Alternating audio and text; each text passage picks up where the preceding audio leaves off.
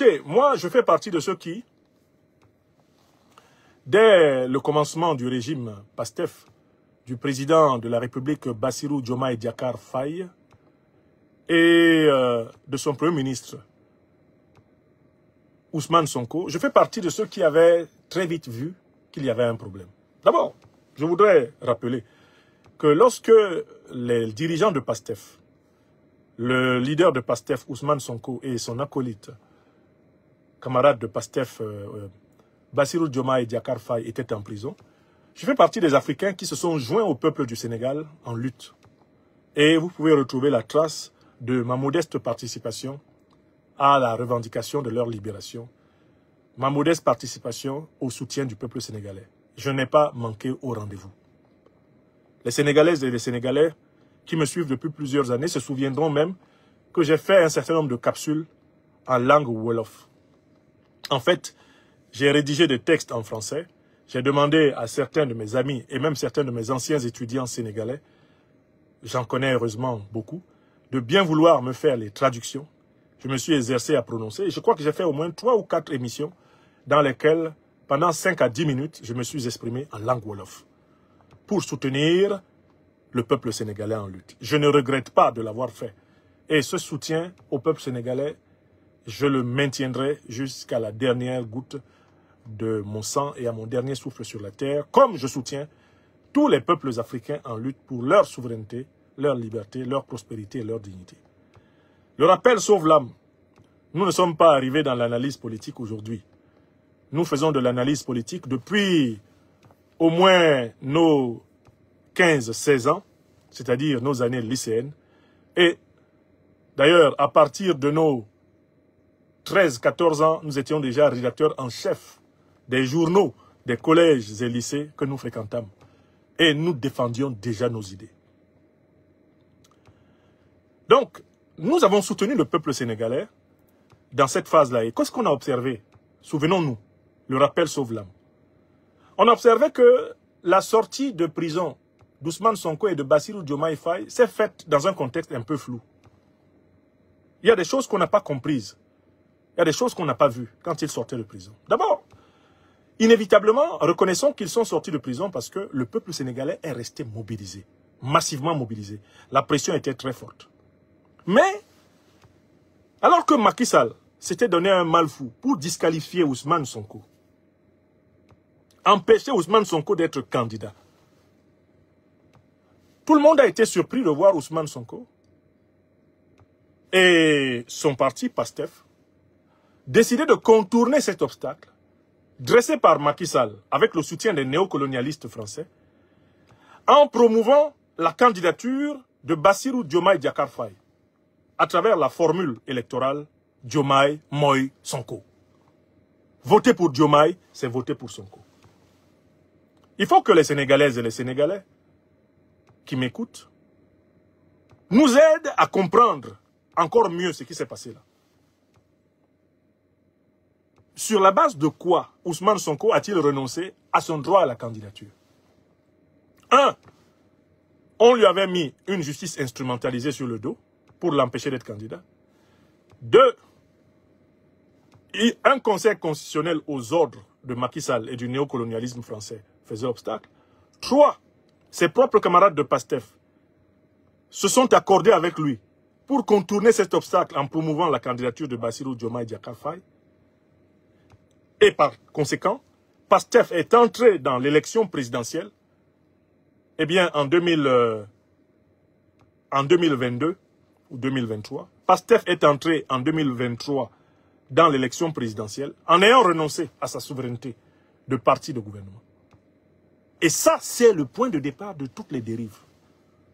À partir du moment où PASTEF a accepté qu'une force politique extérieure, que ce soit Macky Sall ou le néocolonialisme français, lui impose de renoncer à son candidat, qui était alors naturel, le charismatique Ousmane Sonko. À partir de ce compromis, le ver était entré dans le fruit. C'est la première erreur. On leur a dit, on vous libère. On vous laisse battre campagne, à condition que ce ne soit pas Sonko. Et ils l'ont accepté. À partir du moment où ils l'ont accepté, le rapport de force s'est inversé à l'intérieur de PASTEF, entre les militants du panafricanisme révolutionnaire et les militants de l'évolutionnisme néocolonial. Voilà l'analyse que je fais, le point de départ de tout. À l'intérieur de PASTEF, le panafricanisme révolutionnaire a été doublé par l'évolutionnisme néocolonial.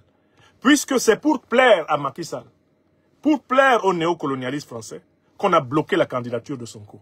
Dès lors que PASTEF l'a accepté, PASTEF entrait sous la tutelle, eh bien, d'une partie de la bourgeoisie comprador sénégalaise, issue du colonialisme et du néocolonialisme français, PASTEF entrait par là même en deal avec l'oligarchie néocolonialiste française. Ça, c'est le premier point. Le deuxième point, tout cela allait se traduire, bien sûr, par une victoire de PASTEF, incontestable aux élections. Mais alors que PASTEF a gagné les élections législatives, alors que PASTEF a gagné les élections présidentielles, PASTEF s'est mis à partager le pouvoir avec les élites compatibles avec le néocolonialisme français. La composition même du gouvernement sénégalais témoigne de ces compromissions. Il n'y a qu'à voir ce que j'ai donc appelé le tricéphalisme du gouvernement sénégalais. J'ai observé que le général Biram Diop, qui est un homme très introduit auprès de l'OTAN, très introduit auprès du néocolonialisme français, qu'il était là pour veiller aux intérêts néocolonialistes et impérialistes en contrôlant l'outil de la puissance, l'armée. Ousmane Sonko, Premier ministre, a lui-même dénoncé plusieurs ministres qui ne lui obéissaient pas et qui semblaient ne même pas obéir au président de la République lui-même. Il y a eu quelques remaniements, mais le gouvernement sénégalais est encore un équilibre entre les forces de l'ancien régime néocolonialiste, néocolonisé, pro-France africain, et les forces révolutionnaires pastéfiennes. De fait, les forces révolutionnaires pastéfiennes sont mal à l'aise dans le gouvernement Sonko et globalement dans la majorité au pouvoir. Cela s'est traduit donc par le conflit autour de la nomination de la personne qui doit présider la coalition au pouvoir, la coalition de la majorité.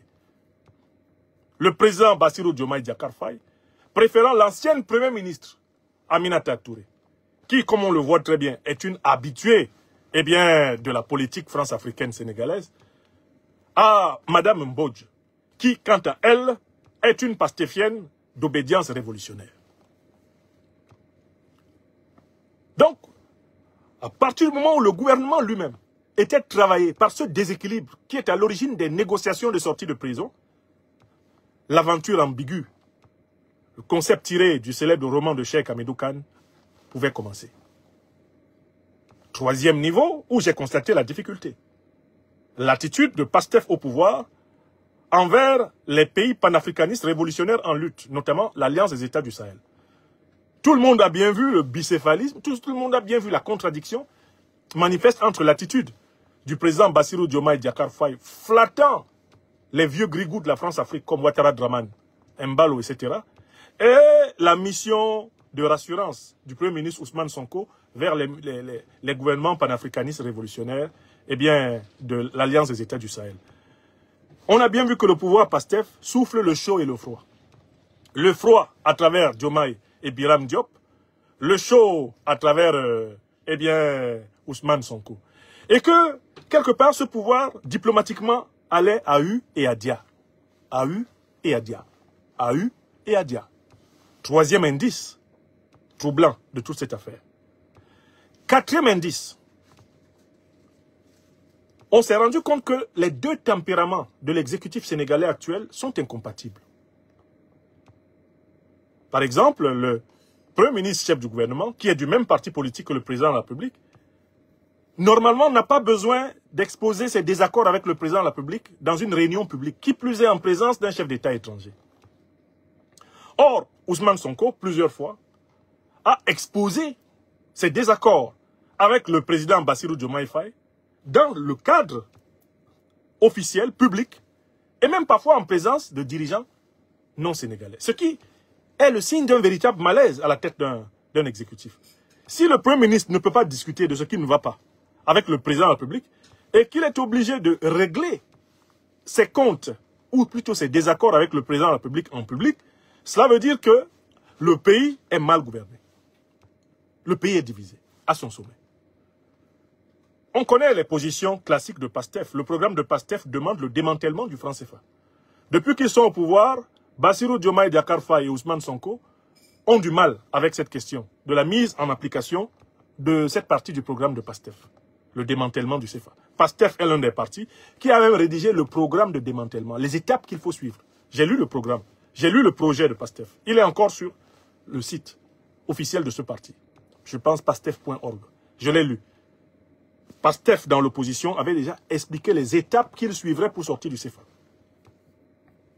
Quand Ousmane Sonko est obligé, lors d'une conférence publique, de rappeler le président Bassirou Diomaye Diakhar Faye, président de la République, chef de l'État, et un autre chef d'État qui sont en visite au Sénégal, de les rappeler, pour ainsi dire, à l'obligation de sortir du franc CFA, c'est le signe qu'en réalité, il y a une dichotomie au cœur de l'exécutif.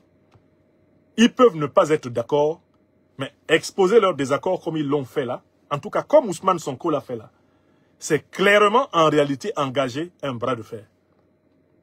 Et ça, c'est un très mauvais signe. J'ai toujours dit, et j'ai toujours prévenu mes frères et sœurs sénégalais, qu'un bras de fer entre Sonko et Diomaye, qui se traduirait donc par un affrontement par partisans interposés, serait l'occasion pour le troisième larron, Biram Diop, de prendre le pouvoir et de dire qu'il veut rétablir l'ordre. C'est dans des circonstances similaires qu'au Bénin, à la fin des années 60, Mathieu Kérékou s'empara du pouvoir.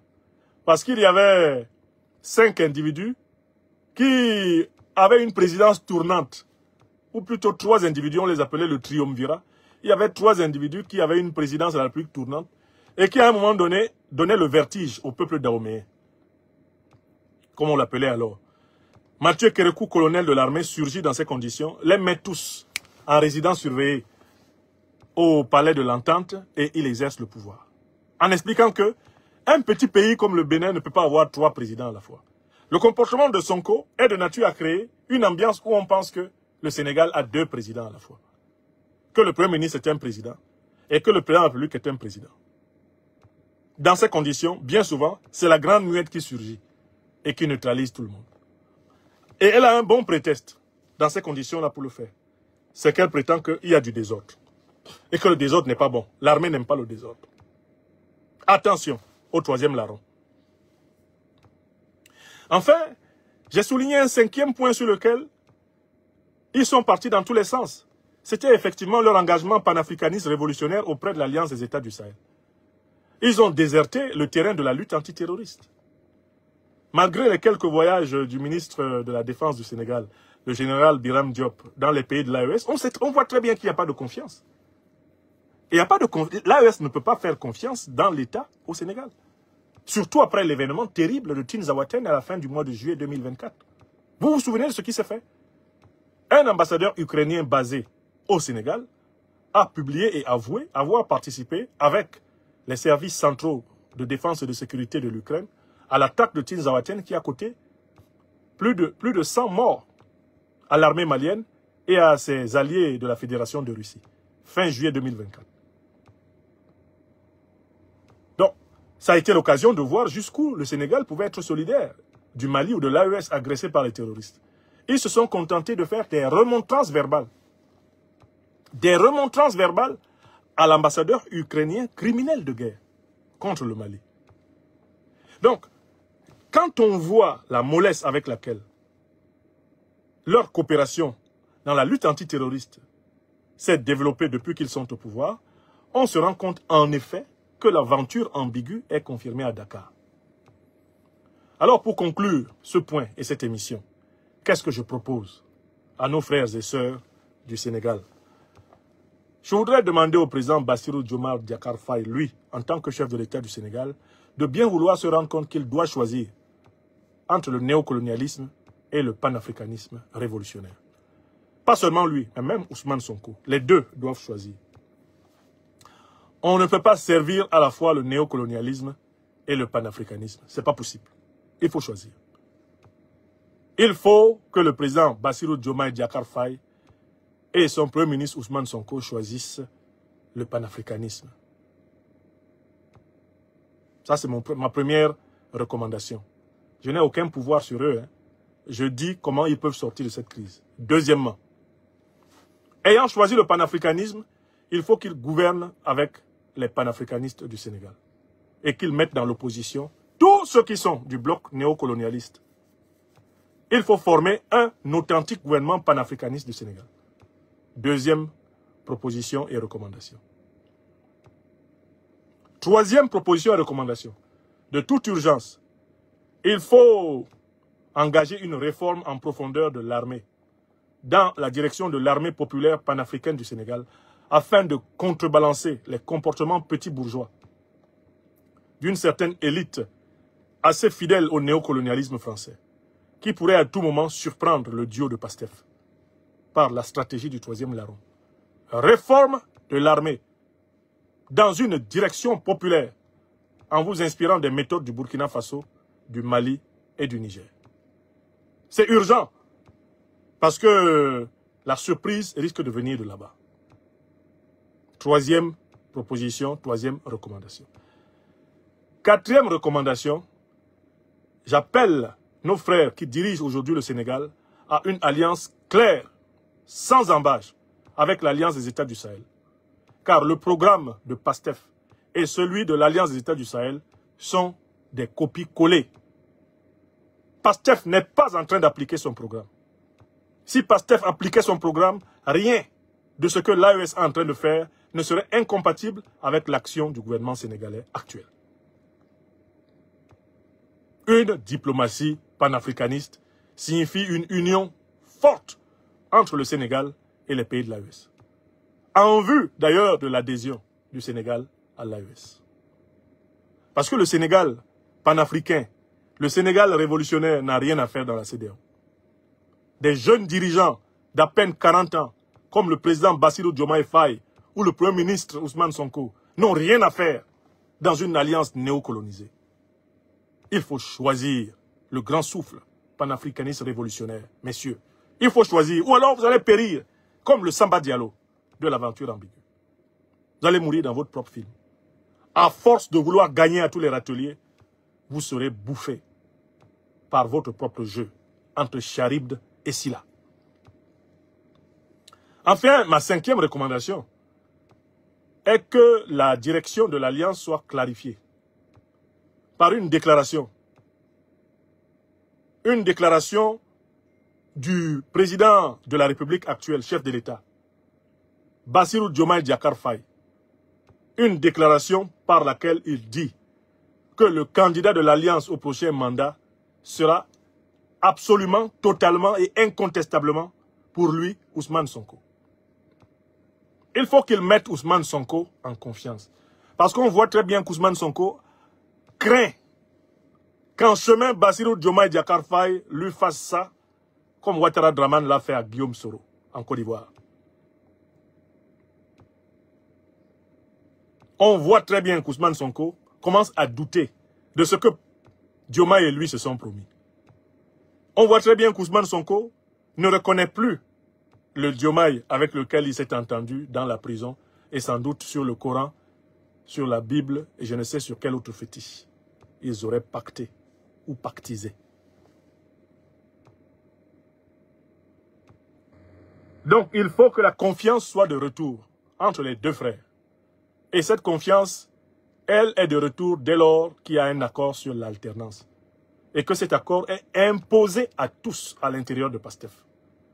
Il faut que ce soit bétonné dans une déclaration de politique générale de Pastef. Que le leader de Pastef, l'actuel Premier ministre Ousmane Sonko, est bel et bien le futur candidat à la présidence de la République de Pastef. C'est un engagement solennel, sacré et ferme qui a pour but de réparer l'injustice qui lui a été faite de ne pas être candidat lors de l'élection de 2022-2023. Voilà comment ce problème peut se résoudre. Parce que j'ai bien entendu Ousmane Sonko dire que la dégradation de ses relations avec le président Bassirou Diomaye Diakhar Faye ne viendra pas de lui. Et qu'il espère, lui Sonko, que ça ne viendra pas de son frère, le président Bassirou Diomaye Diakhar Faye. Cette phrase suffit à dire que lui Sonko a perdu confiance en Bassirou Diomaye Diakhar Faye. C'est donc la responsabilité de Bassirou Diomaye Diakhar Faye qui s'est trop approché des néocolonialistes, eh bien, sénégalais et français, c'est sa responsabilité de rééquilibrer sa relation à son acolyte. Je ne souhaite pas que le Sénégal connaisse une tragédie comparable à celle que le Burkina Faso des années 80 a connue entre le président Sankara et son alter ego Blaise Compaoré. Que Dieu préserve le Sénégal d'une telle tragédie. Voilà pourquoi nous parlons. Car nous devons appeler nos peuples à méditer sur l'histoire. Je salue au passage un ami et frère avec lequel je discute parfois de ces questions politiques à bâton rompu, le docteur et non moins avocat intrépide maître Ndjifou Tawo Woshawo Abou Bekr. Abou me dit souvent une formule qui, me dit-il, était utilisée par son professeur de droit et de sciences politiques à l'université de Paris ou à celle de Lille 3. Il commençait, ce professeur, ce cours en disant « Le pouvoir ne se partage pas, il s'exerce. » Le pouvoir ne se partage pas, il s'exerce. Alors, que voulait dire ce professeur de sciences politiques et de droit constitutionnel? Le pouvoir ne se partage pas, il s'exerce.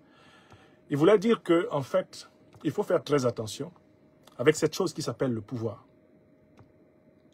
Parce que si on n'a pas un rapport sain au pouvoir, on est dangereux pour soi-même et pour les autres. J'appliquerai volontiers cette pensée au cas de Diomaye Sonko en disant il faut qu'ils reviennent aux fondamentaux de leur parti, à ce qu'ils se sont promis. Il faut que Ousmane Sonko laisse Bassirou Diomaye Diakhar Faye être vraiment le président de la République, qu'il arrête de donner l'impression que Bassirou Diomaye Diakhar Faye est sous sa botte. C'est la pire des choses qu'il faille faire. Et pour cela, il faut que Bassirou Diomaye Diakhar Faye renvoie à Ousmane Sonko la confiance que celui-ci lui a faite. Non seulement c'est Bassirou Diomaye Diakhar Faye qui est le chef de l'État et qui doit exercer pleinement le pouvoir exécutif, mais en respectant son engagement en tant que membre de PASTEF avec son frère et compagnon de lutte Ousmane Sonko. Mais Ousmane Sonko doit savoir attendre son temps. Il doit prendre un peu de distance. Je le vois même dans le comportement protocolaire. Quand les deux hommes marchent sur le tapis rouge, le Premier ministre Ousmane Sonko a tendance à avoir le pied à la même hauteur que le chef de l'État. Dans le protocole d'État, cela ne se fait pas. Quand vous marchez avec votre supérieur hiérarchique, fût-il votre propre poulain, comme c'est lui le président de la République, le chef de l'État, laissez-le marcher devant. Ousmane Sonko, il faut laisser Bassirou Diomaye Diakhar Faye marcher devant. Laissez-le marcher devant. Il est le président de la République, il est le chef de l'État maintenant pour 7 ans. Bassirou Diomaye Diakhar Faye, monsieur le président, et cher jeune frère, rendez à Ousmane Sonko la confiance qu'il vous a faite. Rassurez-le. Ne laissez pas les néocolonialistes français, les impérialistes occidentaux vous diviser et mettre à nouveau le Sénégal à feu et à sang. Rendez-lui cette confiance. Oui, c'est 5 ans. Excusez-moi, je parle de 7 ans. Au Sénégal, c'est 5 ans. C'est pas comme c'est pas comme dans d'autres pays où le mandat est de 7 ans, si je ne m'abuse. Donc, vraiment, soyons ici très sérieux. Encourageons-les à retourner aux fondamentaux. Décourageons-les de s'affronter. Ce serait la pire des choses pour le Sénégal, qu'ils s'affrontent. La logique d'affrontement dans laquelle ils sont est une logique potentiellement tragique, sanglante pour notre peuple. On peut être critique envers Bassirou Diomaye Diakhar Faye et Ousmane Sonko. Ils sont au pouvoir, ils ont une chance inouïe d'améliorer le sort de notre peuple. Nous devons leur souhaiter de s'entendre. Je suis contre l'aggravation du conflit entre eux. Parce que je sais qu'au final, c'est le peuple sénégalais qui risque d'être ramené plusieurs années en arrière. Les impérialistes et les néocolonialistes sont à l'affût. Ils attisent le feu. Ils attisent le feu entre Sonko et Diomaye. Parce que Sonko et Diomaye représentaient la possibilité que le Sénégal bascule vers le panafricanisme révolutionnaire. Que le Sénégal bascule vers l'AES. Vous ne pourrez pas vous en sortir si vous ne tenez pas parole envers le peuple sénégalais. Si vous ne tenez pas parole entre vous, vous ne pourrez pas vous en sortir. Et vous allez faire plus de mal que de bien si la division doit l'emporter. Telle est la parole que je voulais exercer aujourd'hui. La France a proposé de reprendre son partenariat avec le Niger. Cette fois-ci, ce sera sincère pour le bonheur des Nigériens. Le Niger a répondu que le bonheur qu'il pourrait apporter aux Nigériens est de rester très loin du Niger et surtout de s'occuper des problèmes des Français. Partage la vidéo et puis abonne-toi.